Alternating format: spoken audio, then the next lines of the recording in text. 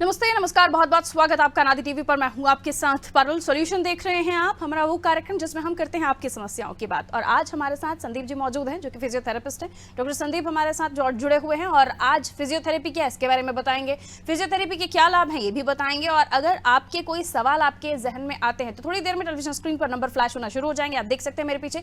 इन numbers पर call करके आप अपनी कोई भी समस्या फिजियोथेरेपी से जुड़ी हुई पूछ सकते हैं, जवाब देंगे डॉक्टर संदीप। डॉक्टर संदीप, बहुत बहुत स्वागत है आपका नादी टीवी पर। Thank you so much. और आज जैसे कि मैंने अपने दर्शकों को बताया कि आज का हमारा टॉपिक है फिजियोथेरेपी से रिलेटेड, यानी फिजियोथेरेपी को लेकर कई भ्रांतियां हैं। लोग इसे केवल मसाज ही समझते हैं, लोग इसे इलाज नहीं समझते हैं, लोग इसे रूटीन में, हम पुराने ज़माने में कई सारी चीज़ें हमने देखी हैं। जब कई बार हम जब जाते थे तो वैद्य हमारे हाथ लगाकर या फिर किसी भी परेशानी की जगह पर वो कुछ ऐसा चमत्कार कर देते थे कि वो ठीक हो जाता था। तो लोगों में कई तरह की भ्रांति फिजियोथेरेपी को लेकर भी है और कई ऐसे ग्रामीण अंचल में लोग हैं जो फिजियोथेरेपी को समझते ही नहीं है। तो सबसे पहले मैं आपसे यही सवाल पूछना चाहूंगी कि फिजियोथेरेपी को लेकर लोगों के जहन में जो भ्रांतियां उन्हें आप दूर कर दीजिए। क्या है फिजियोथेरेपी? धन्यवाद मैम मुझे यहाँ पर बुलाने के लिए। और फिजियोथेरेपी के बारे में मैं सबसे पहले तो यही बताना चाहूँगा कि फिजियोथेरेपी क्या होती है। फिजियोथेरेपी एक मेडिकल साइंस की एक स्पेशलाइज्ड ब्रांच होती है जिसके अंदर इलेक्ट्रोथेरेपी और एक्सरसाइज थेरेपी के द्वारा हम इलाज करते हैं, जिसके अंतर्गत कंधा दर्द, कमर दर्द, घुटना दर्द और paralysis, Bell's palsy, facial palsy, इस तरह की कई सारी ढेर सारी बीमारियां हैं, उनको फिजियोथेरेपी से सटीक इलाज दिया जाता है और उनसे मरीज को बहुत ज़्यादा फ़ायदा होता है। साथ ही साथ में मतलब जो बीमारियों को हम इलाज करते हैं वो काफ़ी हद तक देखा जाता है कि दूसरी बार उनमें जैसे बैक पेन का अगर हमने एक बार से इलाज किया, अगर पेशेंट्स उनका पोस्चर करेक्ट करके रखते हैं तो उन्हें कभी भी कमर दर्द से रिलेटेड या गर्दन दर्द ऐसी कभी समस्या देखने को नहीं मिलती। फिजियोथेरेपी के अंतर्गत सबसे पहले हम देखते हैं कि अगर जैसे कि छोटी सी प्रॉब्लम्स होती है, अगर किसी को मान लीजिए एग्जाम्पल के रूप में बैक पेन है, कोई सोकर उठाए या किसी ने हल्का सा वजन उठाया और किसी भी अन्य वजह से जर्क लगा है, उस टाइम पर उसमें एक सिंपल सी प्रॉब्लम होती है, मसल्स पेन होता है, मसल स्पाजम, स्ट्रेन आता है। नॉर्मली ये जिम में करने वाले लोगों को भी हो जाता है जी। ऐसे टाइम पर सिर्फ कुछ नहीं करना रहता है, उसमें आइसिंग करके और कुछ एक्सरसाइज रहती हैं। अब उसमें पेशेंट्स की अवेयरनेस की वजह, जैसे आपने बताया कि वो मालिश से या इस तरीके से, तो वो बिल्कुल भी नहीं करवाना है। उस टाइम पर अगर आप सही तरीके से अगर ट्रीटमेंट लेते हैं, या तो आप सबसे पहले एक्सरे करवाइए अगर किसी डॉक्टर के पास जाते हैं, या MRI सजेस्ट करते हैं। और छोटी सी परेशानी में वो मतलब पेन किलर्स देते हैं या बहुत सारी चीज़ें और भी देते हैं। वहीं पर अगर आप फिजियोथेरेपिस्ट के पास में जाते हैं तो वो आपको प्रॉपर आइडेंटिफाई करता है, एग्जामिन करता है कि एक्चुअल में प्रॉब्लम कहाँ पर है, कौन सी मसल्स पर दिक्कत आ रही है। उस चीज़ को वो सबसे पहले हीलिंग की प्रोसेस बढ़ाने के लिए कुछ मशीनें लगाते हैं, साथ में 2 से 3 दिन के बाद में एक्सरसाइज स्टार्ट करवाते हैं। उस टाइम पे कुछ टाइम का बेड रेस्ट के लिए वो बोलते हैं। इस तरीके से कमर दर्द बहुत आसान होता है ठीक करना। वो धीरे धीरे पेशेंट सिंपल से लेकर कॉम्प्लेक्स में ले जाना वो सिर्फ उसकी अवेयरनेस की वजह से ही होता है। अगर वो इस इनिशियल स्टेज में अगर फिजियोथेरेपिस्ट के पास में आ जाता है तो कुछ मशीनों से और कुछ एक्सरसाइज के द्वारा उसका सफलतापूर्वक इलाज कर दिया जाता है। यानी समस्या को बढ़ने ना दीजिए, समय सबसे रहते ही पहले हाँ, जिस वक्त ही आपको समस्या हुई, जैसे किसी भी तरह से दर्द हुआ, तो आप अपने नियरेस्ट किसी भी फिजियोथेरेपिस्ट को दिखाइए और उनसे उनकी प्रॉपर गाइडेंस के हिसाब से वो जिस हिसाब से आपको एक्सरसाइज प्रिस्क्राइब करते हैं वो नॉर्मल रूटीन में आप करते नहीं तो आपको कभी भी इंजरी के चांसेस नहीं रहते। और साथ में जी दर्शकों, फिजियोथेरेपी एक ऐसी विधा है जिसके बारे में हमें बता रहे हैं डॉक्टर संदीप प्रजापति जो हमारे साथ इस वक्त मौजूद हैं। फिजियोथेरेपी से रिलेटेड कोई भी सवाल आपका हो, आप हमारे टेलीविजन पर दिखाई दे रहे जो कॉन्टैक्ट नंबर्स हैं उन पर कॉल करके और सवाल पूछ सकते हैं और जवाब हमें संदीप जी देंगे। यानी अगर आपको फिजियोथेरेपी की ज़रूरत है भी, या आप अगर किसी परेशानी से, किसी दर्द से पीड़ित हैं या किसी तरह का बहुत पुराना दर्द आपको परेशान कर, आपको समझ नहीं आ रहा क्या करना चाहिए, तो आप हमें कॉल करके और डॉक्टर संदीप से सलाह ले सकते हैं। डॉक्टर संदीप, एक सवाल और कि कई बार प्रॉब्लम होती है, जाहिर सी बात है, पेन है, लेकिन वो खुद ही पर्सनली हम आइडेंटिफाई करते हैं कि मालिश से चला जाएगा, बाम लगा लेंगे चला जाएगा, बांध दीजिए क्राई बैंडेज तो चला जाएगा। कैसे पता चलेगा कि हमें फिजियोथेरेपी करानी चाहिए, फिजियोथेरेपिस्ट से सलाह लेनी है? मैम इसके लिए सबसे अच्छा जवाब होता है कि हर घर में आपको एक डॉक्टर रहते ही रहता है कि अगर कुछ भी परेशानी होती है तो हम घर के ही, जैसे मगर कोई मेडिकल फील्ड से नहीं, तब भी आप कह देते कि आप ये वाली पेन किलर ले लीजिए, दर्द ठीक हो जाएगा, थोड़ा सा आराम कर लीजिए, ठीक हो जाएगा। वो चीज़ ना करते हुए सबसे पहले जिस टाइम पर आपको पेन हुआ है वो आप या तो अपने किसी नियरेस्ट डॉक्टर को दिखाइए या नियरेस्ट फिजियोथेरेपिस्ट को दिखाइए, ताकि वो आइडेंटिफाई हो जाए कि आपको एक्चुअल में प्रॉब्लम हुई क्या है। कहीं ऐसा तो नहीं कि आप उसे बहुत हल्के में ले रहे हैं और जिसकी वजह से आपको आने वाले टाइम पे सर्जरी करवानी पड़े या और भी बहुत सारी चीज़ें करवानी पड़े, स्टेरॉइड्स के इंजेक्शन वगैरह लगवाने पड़े। तो इस तरीके से सारी चीज़ें बचने के लिए आपको सिर्फ सिंपल है, आप किसी भी फिजियोथेरेपिस्ट के पास चले जाएँ, उसके पास में पूरी तरह से नॉलेज होता है आपके मसल्स के बारे में, आपकी बॉडी के बायोमैकेनिक्स के बारे में, पैथोलॉजी, अनाटमी वो बहुत अच्छे तरीके से जानते हैं। अगर किसी भी मसल्स पर, डिस्क पर, नर्व पर, जैसे अगर किसी भी तरह से नर्व भी कंप्रेस होती है, उसमें भी वो आइडेंटिफाई करते हैं कि इस नर्व पर कंप्रेशन हुआ ठीक है डॉक्टर साहब, आप अपनी बातों को कंटिन्यू कीजिएगा, लेकिन इस वक्त मेरे दर्शक हमारे साथ जुड़े हैं। शबाना जुड़ी हुई हैं जो कि उज्जैन से हमारे साथ जुड़ी हैं। शबाना, बहुत स्वागत करती हूँ आपका, बताइए, पूछिए, क्या पूछना चाहते हैं आप? सर, मैं जानना चाहती हूँ, पिछले 1 महीने से मुझे बहुत बैक पेन रहता है, उसके लिए कोई उपाय या क्या कर सकते हैं? जी मैम, सबसे पहली चीज़ तो कि आपको बैक पेन कब से हुआ, क्या मैं जान सकता हूँ, और किस वजह से हुआ? वजन उठाने में हुआ या किसी और वजह से? हाँ सर, मैं जिम जाती हूँ तो फिर बीच बीच पे मैंने छोड़ दिया, तो उसकी वजह से शायद। जी मैम, सबसे पहले तो अगर बैक पेन है आपको, तो ऐसे ही केसेस में हम ये देखते हैं कि कौन से नर्व पर अगर कोई कंप्रेशन तो नहीं आ रहा, या आपकी कौन सी मसल्स वीक है, उसके ऊपर आप प्रॉपर आइसिंग या हीट थेरेपी अप्लाई कीजिए। और उसके बाद में कुछ जनरल एक्सरसाइज होती हैं, जैसे कि पैर को ऊपर उठाना, कमर ऊपर उठाना, ये लेकिन आइडेंटिफाई तभी कर पाएंगे जब आपका फिजिकल एग्जामिन कर पाएंगे। आप वहाँ के किसी भी नियरेस्ट फिजियोथेरेपिस्ट को दिखा दीजिए, वो आपको सही गाइडेंस करेंगे। और जैसे कभी भी अगर बैक पेन हो तो आपको हेवी वेट लिफ्टिंग नहीं करना है, और ज़मीन पर बैठना हम लोग अवॉइड करते हैं जनरली, और साथ में सीढ़ी चढ़ना भी अवॉइड करते हैं। इसके भी बहुत सारे रीजंस होते हैं कि ये क्यों मना किया जाता है। तो मैम, आप अपने पास के जो भी फिजियोथेरेपिस्ट हो उनको एक बार ज़रूर दिखाइए उस।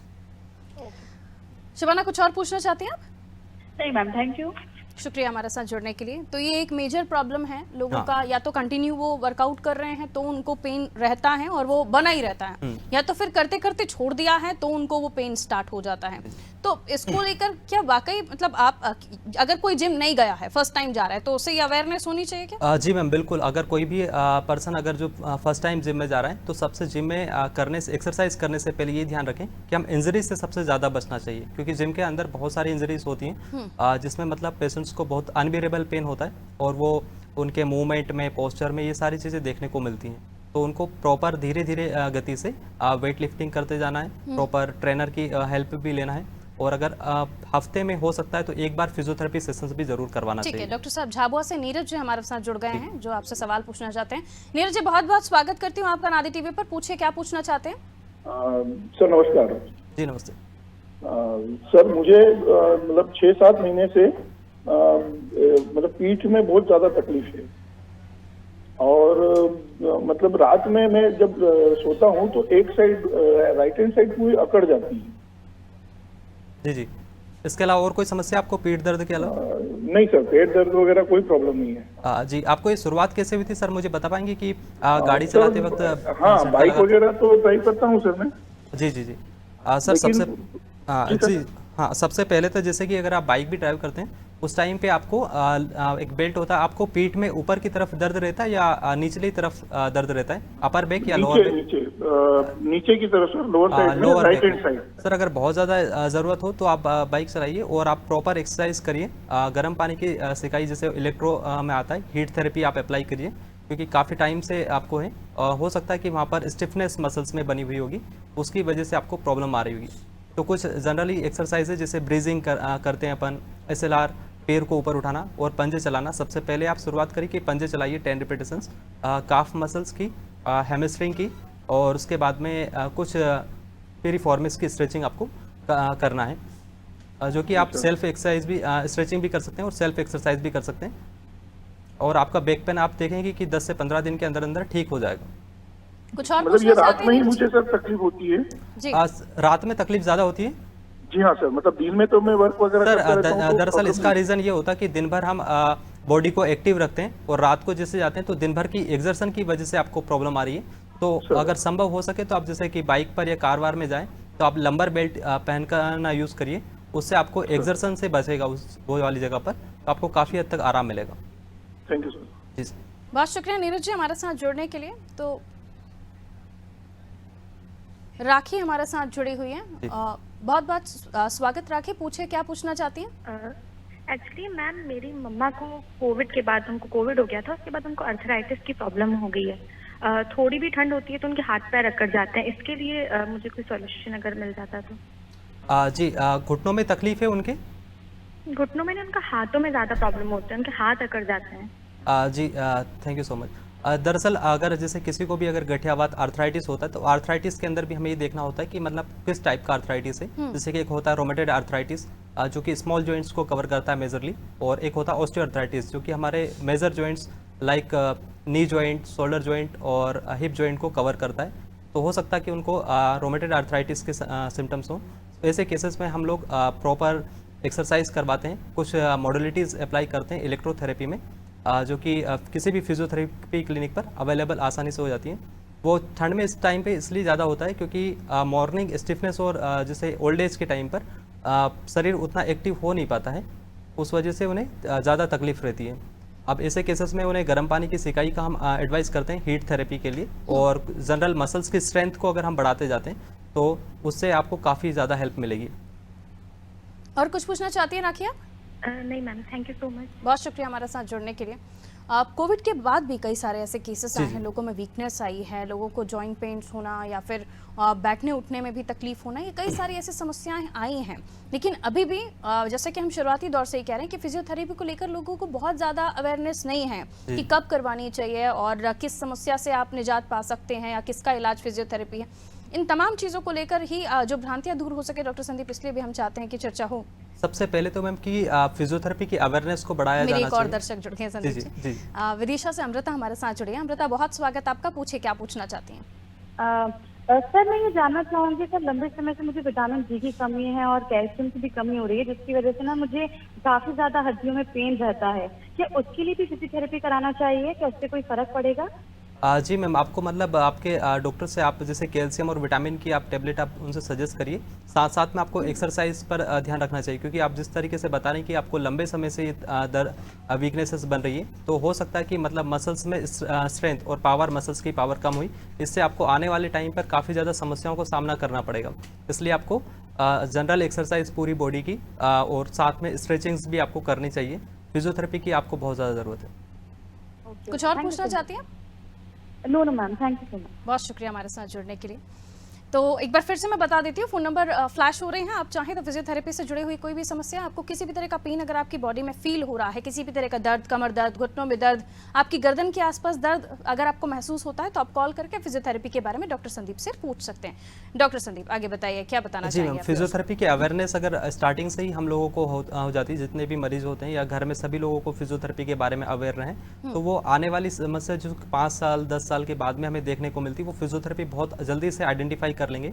लाइक अगर किसी को भी अगर हील पेन है, तो उससे ये अंदाज़ा लगाया जाता है कि अगर वो थोड़ा सा उनकी चाल, अगर पैटर्न चलने का जो हमें गेट कहते हैं, अगर वो पैटर्न अगर उनका डिस्टर्ब है, तो उनको मोस्टली कॉमन से होता है कि नी पेन और बैक पेन और नेक पेन की समस्या देखने को लंबे समय के बाद में मिलेगी। तो वही है कि अगर आप अपने पोस्चर को करेक्ट करें और प्रॉपर मसल्स की स्ट्रेंथनिंग करें, और सुबह सुबह जब उठें तो मतलब कुछ भी नहीं करना रहता, सिर्फ 2 से 3 मिनट की आपको हार्डली स्ट्रेचिंग्स सभी को करना चाहिए। जब से मतलब मैंने फिजियोथेरेपी की पढ़ाई की और जब मतलब मुझे पता चला कि स्ट्रेचिंग्स करना है, तब से एक भी दिन ऐसा नहीं गया कि मतलब मैं अपनी बॉडी पर बिस्तर छोड़ने से पहले स्ट्रेचिंग नहीं की। उससे क्या होता है ना कि आपको इंजरी के काफ़ी हद तक चांसेस कम हो जाते हैं, आपकी बॉडी के अंदर फ्लेक्सिबिलिटी बनी एक और रहती है। बहुत नॉर्मल सा सवाल है, मुझे लगता है कि काफी सारे दर्शक इस सवाल से अपने आप को कनेक्ट करेंगे। बहुत सारे लोग सिटिंग वर्क करते हैं, हम भी ऑल टाइम बैठने का ही काम है, और उसके बाद जब हम शाम को जाके रिलैक्स करने का सोचते हैं तो फिर पेन होना शुरू होता है। दिन भर तो आपने काम कर लिया, बहुत ज़्यादा एग्जॉशन नहीं हुआ, लेकिन फिर जब रिलैक्स होकर बैठते हैं तब आपको पेन फील होता है। तो जो सिटिंग जिनका वर्क ज़्यादा है, उनको भी रूटीन में कुछ स्ट्रेचिंग एक्सरसाइज बताएंगे? यस मैम, सबसे पहले तो जैसे कि कोविड के बाद में हमने लगभग 10 साल से लेकर 50 साल तक के 10 साल के बच्चियों को और बच्चे जिनका ऑनलाइन क्लासेस चल रही थी, उनको भी हमने देखा कि बैक पेन और नेक पेन बहुत ज़्यादा कॉमन हो गया, क्योंकि वो एक ही पोस्चर में लगभग बैठे रहते हैं। इसलिए हम सभी पेशेंट्स को एडवाइस करते हैं कि आप कम से कम 1 घंटा अगर आपको बैठना है तो 55 मिनट बैठिए, आपके मोबाइल में अलार्म सेट कीजिए और 5 मिनट का आप थोड़ा सा ही ब्रेक लेकर नॉर्मल वॉक कर लीजिए आपके केबिन के अंदर ही, जिनको सिटिंग वर्क होता है। जैसे बैंक हुआ, ऑफिस हुआ, जिन लोगों को सिटिंग वर्क ज़्यादा है, उन लोगों को 5 मिनट का ब्रेक 1 घंटे पे लेना चाहिए, और प्रॉपर मसल्स की स्ट्रेंथनिंग करें, साथ में पूरी बॉडी की फ्लेक्सिबिलिटी मेंटेन करें, तो इससे कभी भी बैक पेन और नेक पेन की समस्या नहीं देखने को अभी मिलेगी। हार्श वर्कआउट की तरफ लोग ज्यादा मूव कर रहे हैं, नहीं मैम, एक्सरसाइज बहुत ज्यादा करनी है, हमें फिट होना है, हमें एक पर्टिकुलर हमारा फिजिक चाहिए, हमें एक पर्टिकुलर अपना फिगर चाहिए। इसको लेकर क्या कहेंगे आप? बहुत ज्यादा वर्कआउट एकदम से कर लेना और फिर बाद में आप वर्कआउट कम करते हैं या नहीं कर पाते हैं, तो क्या होता है? वही है मैम कि अगर आप एक्सट्रीम एक्सरसाइज अगर करते हैं, अगर किसी बॉडी का स्टेमिना या मसल्स की पावर नहीं होती, और वो जैसे अगर मान लो जिम की अपन बात करें, तो वहाँ का एटमॉस्फेयर इस तरीके से होता है कि मतलब बहुत ज़्यादा मोटिवेट होते हैं। और जैसे अगर किसी पर्सन में अगर स्ट्रेंथ है कि वो 40 केजी का वेट उठाता है और अगर वही 50 केजी के वेट पर एकदम से सडन जाता है तो इंजरी के काफ़ी हद तक चांसेस हो जाते हैं। तो उसको अपनी बॉडी का देखना है कि मतलब मेरे अंदर कितनी स्ट्रेंथ है और डे बाय डे उस चीज़ को बढ़ाते जाना है। तो उससे दिक्कत काफ़ी हद तक इंजरी के भी कम चांसेस हो जाएंगे और वो हमेशा लाइफ लॉन्ग फिट रहेगा। अगर किसी ने भी एक बार एक्सरसाइज स्टार्ट की है तो उसे लंबे समय तक हमेशा कंटिन्यू करते रहें, बीच बीच में ब्रेक ना करें, उससे हमारी बॉडी पर भी काफ़ी असर पड़ता है। कभी इन केस बहुत ज़रूरी हो तो 1-2 हफ्ते में मतलब 2 से 3 दिन का वर्कआउट सभी को करना चाहिए, लेकिन हार्श वर्कआउट अवॉइड करने की कोशिश करें जितना हो सके। किसी को अगर लंबा पेन बना हुआ है डॉक्टर साहब, तो उन्हें आप क्या बताएंगे? किसी पर्टिकुलर मसल पर एक लंबा पेन बना हुआ है, लंबे समय से है और काफ़ी समय से नहीं दिया उन्होंने ध्यान, जैसे आपने कहा कि मेडिसिन खा लेते हैं लोग, खुद ही डॉक्टर बन जाते हैं, तो उनको फिर आप किस तरह से ट्रीट करते हैं? अगर मान लीजिए बैक की मसल है या शोल्डर मसल है, उन्हें आप किस तरह का ट्रीटमेंट देते हैं? मान लीजिए अगर मैम किसी को अगर बैक पेन की समस्या लंबे समय से बनी हुई है तो हम सबसे पहले ये देखेंगे कि उसकी बैक पेन की वजह से कहीं और भी इन्वॉल्वमेंट तो नहीं हो रहा जी।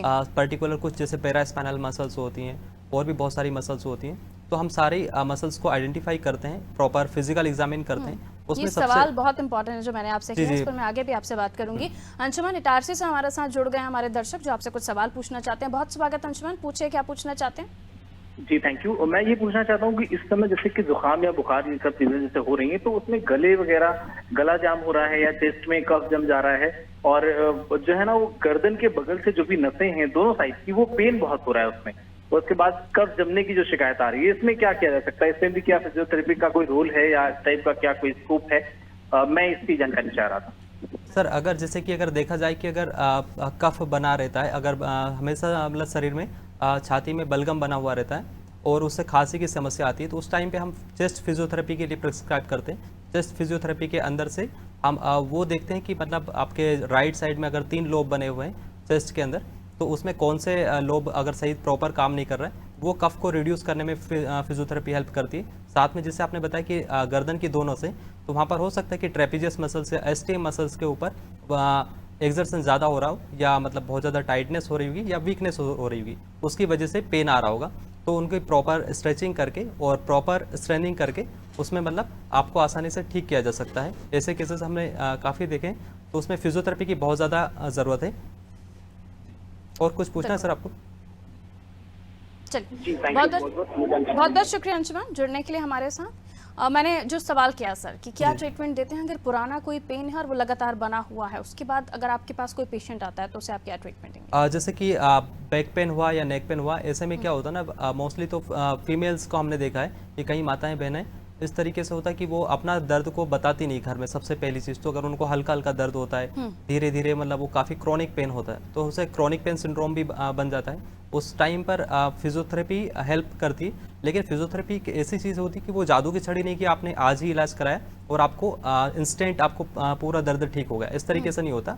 उसमें प्रॉपर स्टेप बाय स्टेप हम इलाज करते हैं। जैसे कि अगर बैक पेन की अगर बात ली जाए तो उसमें हीट थेरेपी, इलेक्ट्रोथेरेपी के अंदर आती है और टेंस लगाते हैं, IFT लगाते हैं, अल्ट्रासोनिक, इस तरीके की कुछ मशीनों का हेल्प लेते हैं और उसके बाद में प्रॉपर मसल्स को स्ट्रेच करते हैं और किस मसल्स पर एक्स्ट्रा कंप्रेशन आ रहा है या एक्सर्सन आ रहा है उसको एक्सर्सन को भी ठीक करने की कोशिश करते हैं। उसके लिए हम लंबर बेल्ट हुआ, टैपिंग हुआ, इस तरीके की कुछ टूल्स है होते हैं वो यूज़ करते हैं। साथ में एक्सरसाइज हम करते हैं उस पर्टिकुलर मसल्स को स्ट्रेंथ करने के लिए, ताकि उसे लाइफ लॉन्ग में ऐसी कभी समस्याएं ना देखने को मिले कमर दर्द की। जी बहुत बहुत शुक्रिया डॉक्टर संदीप, आप हमारे साथ जुड़े, हमारे साथ कार्यक्रम में समय भी दिया और काफ़ी सारे दर्शक भी हमारे साथ जुड़े जिन्होंने, और काफ़ी सारे लोग ट्राई भी कर रहे थे, लेकिन अब समय इजाज़त नहीं दे रहा कि हम इस कार्यक्रम को आगे लिए चले। बहुत बहुत शुक्रिया, आपने समय दिया। फिजियोथेरेपी को लेकर आज हम चर्चा कर रहे थे, जिनमें आपकी बॉडी में होने वाले अलग अलग तरह के दर्द जिसके बारे में जानकारी दे रहे थे डॉक्टर संदीप, जिन्होंने कई सारे सवालों के जवाब दिए और इलाज भी बताने की कोशिश की। लेकिन उसके अलावा भी अगर आप चाहते हैं तो डॉक्टर संदीप से मिल सकते हैं, अगर आप राजधानी भोपाल के आसपास के रहने वाले। दीजिए इजाज़त, रखिए अपना ख्याल, नमस्कार।